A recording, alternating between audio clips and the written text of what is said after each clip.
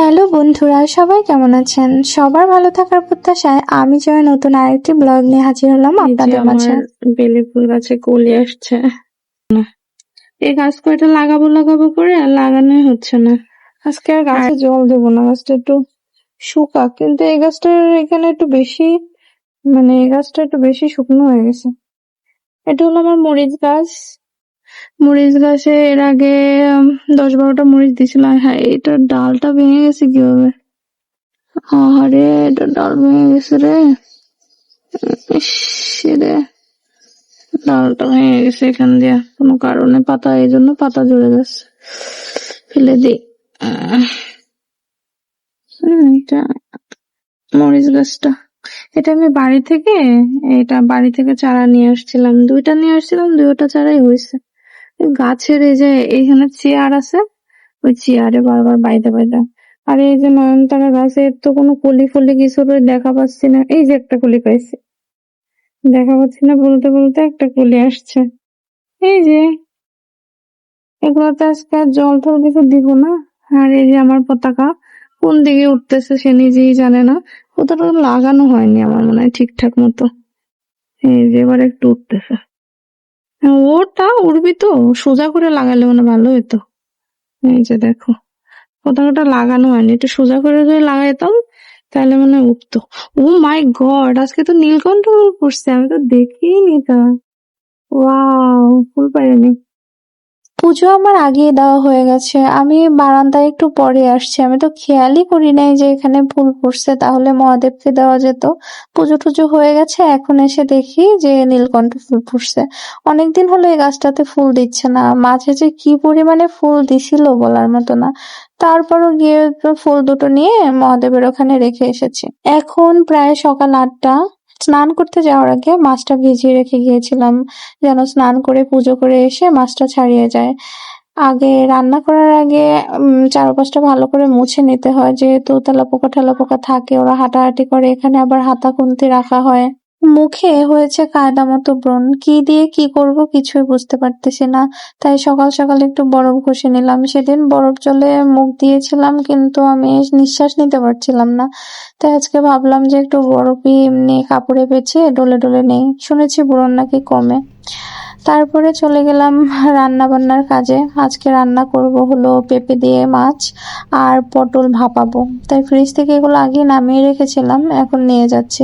এগুলো কাটাকাটি করে তারপরে একসাথে রান্না বান্না বসিয়ে দেবো।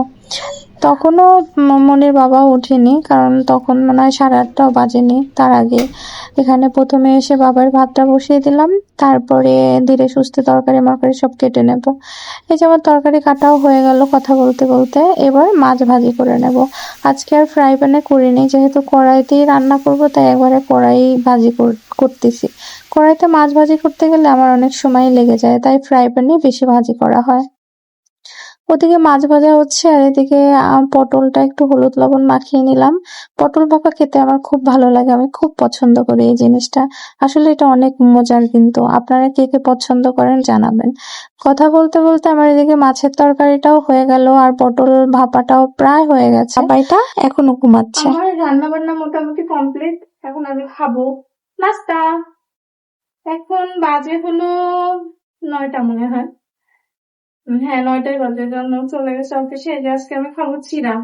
চা খাওয়া জীবন থেকে বাদ দিয়ে দিয়েছি, কারণ আমাকে চিকন হতে হবে। চিড়া খাবো, কিন্তু চিনি দিব না। এমনি আম দিয়ে খাইলে এমনি আমি ওজন বাড়ে, আসলে কিভাবে যে ওজন কমাবো তাই জানি না। এই যে আমার আর কলা আছে, এই কলা দিয়ে চিড়া লাগবো। আজকের ব্রেকফাস্টটা অনেক হেলদি কিন্তু, আর সুস্বাদু। এখানে আমার এই যে পটল ভাপানো হয়ে গেছে, আর এখানে হলো গিয়ে মাছ হয়ে গেছে প্রায়, আর ওইখানে হলো ডিম সিদ্ধ হচ্ছে। তাহলে আমার রান্না বান্না কমপ্লিট হয়ে যাবে আজকের মতো।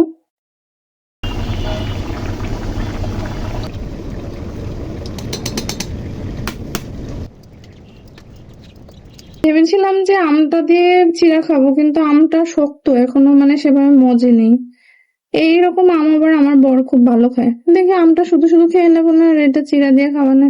এই যে আমার সন্তু বাবা উঠে গেছে আজকে একা একাই, তাই না? গুড মর্নিং বলো সবাইকে, বাবা বলো, বলো। নাই আজকে, একা একা আজকে ঘুম থেকে উঠে গেছে, আজকে আমার আর উঠানো লাগেনি। তাই এখন বিছানা টিছানা গুছিয়ে ওকে ব্রাশ করিয়ে তারপরে খাইয়ে দিই, তারপরে তো স্কুলে যেতে হবে এখন আমাদের, তাই না বাবা? 9:10 বেজে গেছে। ওরে বাবা, সর্বনাশ, সময় তো নাই। ঘুম থেকে উঠলে যে কত ধরনের বায়না করতে পারে আমার ছেলেটা, কি বলবো। এই করবে না, সেই করবে না। এই যে কোনো রকমে একটু জোর টোর করে ব্রাশ ট্রাশ করিয়ে নিয়ে আসলাম, ব্রাশ করিয়ে তারপরে এখানে বিছানাটা গুছিয়ে নিয়ে আসলাম। কত তাড়াহুড়া করতেছি আমি আজকে স্কুলে নিয়ে যাব ওকে, তাই জন্য। কালকে যে পতাকাটা লাগাইছিলাম তার কি কোনো মানে হলো? এখন আবার সে পতাকা নামাই টামাই নিয়ে এখন খেলা করতেছে। হ্যাঁ, পতাকা নামাইছো কেন? হ্যাঁ, হ্যাঁ দুষ্টু, ওই তো মারবা, মাকেই তো মারবা তুমি। এবার বাবাইকে খাওয়া দাওয়া কমপ্লিট করিয়ে ওকে রেডি করিয়ে দিচ্ছি, স্কুলে নিয়ে যাব। ওকে রেডি করানোর আগে আমি একটু রেডি টেডি হয়ে আসছি, তাহলে আর ওকে রেডি করানোর পর ও জামাটা নষ্ট করে না, তাই আর কি। ওকে কত তাড়াহুড়া করতেছি আমি, সেই সকালে ঘুম থেকে উঠছি, তারপরে ঘুম থেকে উঠে রান্না বান্না শেষ করে তারপরে ওকে উঠিয়ে কত তাড়াহুড়া করে খাওয়া দাওয়া করালাম। আর আজকে স্কুলে গিয়ে খেলাম একটা ডস, মানে সে ডস তো ডস, কায়দা মতো ডস খেয়েছে। আসলে গরমের ভিতরে এত কষ্ট করে পাঁচতলা নেমে গিয়ে আবার ওই পাঁচতলায় ওঠা আসলে অনেকই কষ্টকর, কিন্তু প্রতিদিন তো স্কুলে তো যেতেই হবে, স্কুলের রুটিন অনুযায়ী। তাই সেইভাবেই আর কি রেডি টেডি হয়ে স্কুলে ওকে নিয়ে চলে গেলাম। আর স্কুলে গিয়ে কি হলো আপনারাই দেখুন। যাওয়ার পথে আবার একটা ভাবি তুলসী গাছ চেয়েছিল, তার জন্য একটা তুলসী গাছ উঠিয়ে নিয়ে গেলাম। ভাবিটা কয়দিন থেকেই বলছিল যে একটা তুলসী গাছের প্রয়োজন, উনি কিনবে, তো আমি বললাম দরকার নেই, আমার কাছে আছে, আমি আপনাকে সেটাই দিবানে। স্কুলের গেটের সামনে গিয়ে যখন দেখি কেউ নেই, তখনই মনে সন্দেহ হয়েছিল কিছু একটা হয়েছে আজকে। আমরা আজকে বাবার স্কুলে এসে ফেরত যাচ্ছি, বাবার স্কুল একটা বন্ধ। কেমনটা লাগে? গ্রুপে একটু জানাইও দেয়নি যে স্কুল বন্ধ।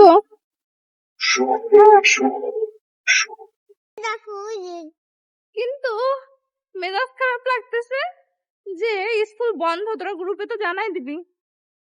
কত সেই সকালবেলা ঘুম থেকে উঠতে একটু ঘুমাইতে পারতাম, ধর ঘুমটা নষ্ট হইলো। মেজাজটা গরম লাগে না বলে তো, ঘুমটা নষ্ট হয়ে গেল। তাই তো বলো, উঠে সে রান্না করছি, আবার উঠছি সে 6টার সময় ঘুম থেকে উঠছি, আজকে 6:30টায়। তারপরে উঠে রান্না করছি, তারপরে স্কুলে এসে করে খাওয়াই দাওয়াই মানে সে দৌড়ের উপরে এসে যদি দেখি স্কুলটা বন্ধ, তখন কিরকমটা লাগে, মেজাজটা গরম লাগে না, অশান্তি। গ্রুপ রয়েছে, ওরা গ্রুপে সবকিছু জানাই দেয়, তাই এই কিছুদিন ধরে শনিবার আবার স্কুল খোলা রাখতেছিল, তাই জন্য আমরা ভাবছি যে তাহলে মনে হয় স্কুল খোলাই আছে। যাই, হেঁটে হেঁটে আস্তে আস্তে বাসায় চলে যাই।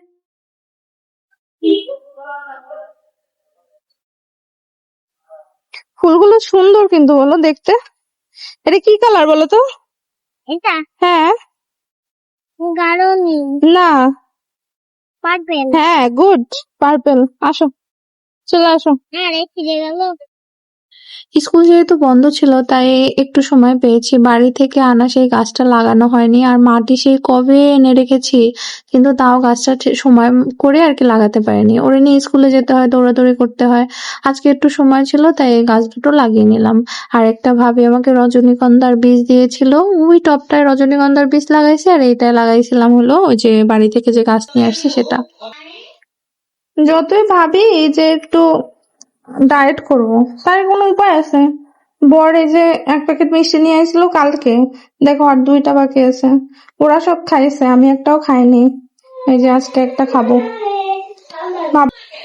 আমি কিন্তু আগে অনেক শুকনা ছিলাম, এই যে বাবাই হওয়ার পর থেকে অনেক মোটা হয়ে গেছি। একটা মিষ্টি খেলে আসলে একটা মিষ্টি খাওয়া যায় আর 2টা মিষ্টি খাওয়া একই কথা, তাও মিষ্টি দেখলে লোভ তো আর সামলানো যায় না। মিষ্টি আমার অনেক পছন্দের, খায়নি একটা নাকি, যা আছে কপালে।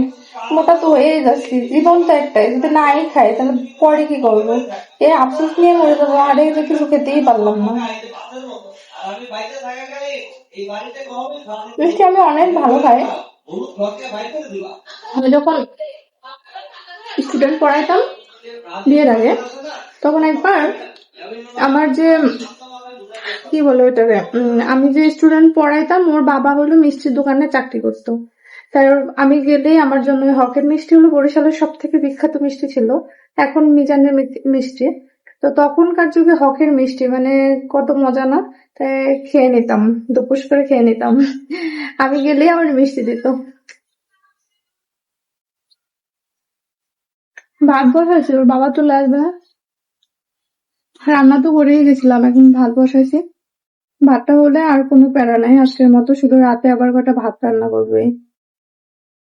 কালকে রাতে এত পরিমাণে মানে কালকে দুপুরে এত পোলাও খেয়েছিলাম যে আমার রাতে আর ক্ষুধাই লাগে নাই, আমি রাতে খাইনি, সেটুকুই আজকে এখন আবার খাবো। বৃষ্টি নামতেছে, তাই না বাবা?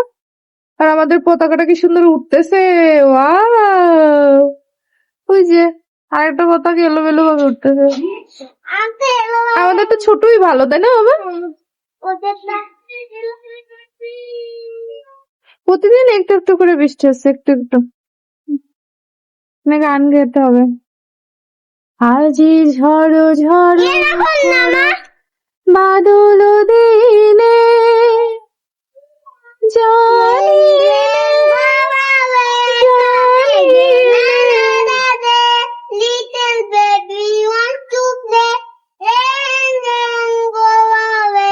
অনেকক্ষণ পর আসলাম ক্যামেরার সামনে, দুপুরে দেখালাম না বৃষ্টি হচ্ছে। বৃষ্টি হলে দরজা জানলা বন্ধ করে দিয়ে আমি আর বাবাই ঘুমাই গেছিলাম। আর আজকে খাওয়া দাওয়ার ভিডিও সেভাবে করিনি, বাবাইকে খাইয়ে দিয়েছিলাম, ওর বাবা সে খেয়ে গেছে। তারপরে আমি তো দেখাইলাম যে ওইটা খাইছিলাম। আর এখন হলো গিয়ে বিকেল 5:30 হবে, আমরা দুজনেই কেবল ঘুম থেকে উঠছি। আমি এই যে ব্রণ গুলার জ্বালায় পাগল হয়ে যাচ্ছি, মানে আমার মুখেরটা ঠিকই ছিল, হঠাৎ করে এরকম আবার ব্রণ হয়েছে। আর এই টেনশনেই তো মাথা নষ্ট হয়ে যাচ্ছে, এত ব্রণ মানে সারা মুখে ব্রণে ভরে গেছে, ক্যামেরা বোঝা যাচ্ছে কিনা বুঝতে পারতেছি না, অনেক ব্রণ হয়েছে। ভালো লাগে না, মুখে যদি কোনো ঠিকঠাক না থাকে তাহলে কি ভালো লাগে বলেন? সব এই স্কুলে যেতে হবে প্রতিদিন, ওকে নিয়ে। বাসায় থাকলে তার একটা আলাদা কথা, যে বাসায় হয়েছি ব্রণ হয়েছে ঠিক আছে, কয়দিন লাগবে সারতে, সেরে যাবে না। প্রতিদিন যাওয়া লাগতেছে ওর স্কুলে, আর ব্রণ দেখলে তো হয়েছে, তাহলে তো জিজ্ঞেস কর মানে আমি কেমন আছি, এ কথা জিজ্ঞেস করার আগেও জিজ্ঞেস করবে কি ভাবি কি অবস্থা আপনার মুখের, কি হয়েছে? জিজ্ঞেস করারও কথা, মানে সারা মুখে যদি এরকম ব্রণ হয় তাহলে জিজ্ঞেস করবে না? প্লিজ আপনারা কেউ আমাকে একটু টিপস দেন তো, কি দিলে আমি এই মুখের ব্রণ গুলো কমাতে পারবো? আমার ভালো লাগতেছে না। সময় এখন 7টা, সন্ধ্যা হয়ে গেছে। সন্ধ্যা হওয়ার পরে সন্ধ্যা দেখালাম, পুজো করলাম, তারপরে এই যে এখানে বাবার জন্য দুধ গরম করতেছি। বাবার জন্য দুধ গরম করলাম, আর হলো পাশাপাশি তরকারিটাও একটু গরম করলাম, কারণ সেই সকালের রান্না করা, এখন গরমের দিন যদি একটু জ্বালিয়ে না রাখি তাহলে হয়তো আবার নষ্ট হয়ে যেতে পারে। তাই আবার একটু জ্বালালাম, দুধটা গরম করে বাবাইকে পড়তে বসিয়ে দিয়ে আসছি, আমি ওকে খাইয়ে দেবো। দুধ খেতে গেলেও বিশাল বায়না করে। কি করতেছো, কতটুকু লিখছো? অনেকখানি অনেকখানি লিখছো? বাবাইকে প্রায় 8:30 পর্যন্ত পড়াশোনা করালাম, পড়িয়ে এবার সরাসরি রাতের ভাত রান্না করতে চলে আসছি। এখানে ভাত রান্না করব, আর হলো তরকারিটা একটু গরম করে নেব, যেহেতু আগেই জ্বালানো আছে। তারপরে ঘর দোর একটু পরিষ্কার করে মুছে নিলাম, আমি প্রতিদিন রাতের বেলায় ঘর মুছি। তাহলে আজকের ভিডিও এখানেই, সবাই ভালো থাকবেন। আর এই পর্যন্ত যদি ভিডিওটা দেখে থাকেন তবে অবশ্যই একটা লাইক কমেন্ট করবেন। সবসময় হাসবেন, সুস্থ থাকবেন, আর আমাকে ভালোবাসবেন। আজকের মতো এখানেই, টাটা।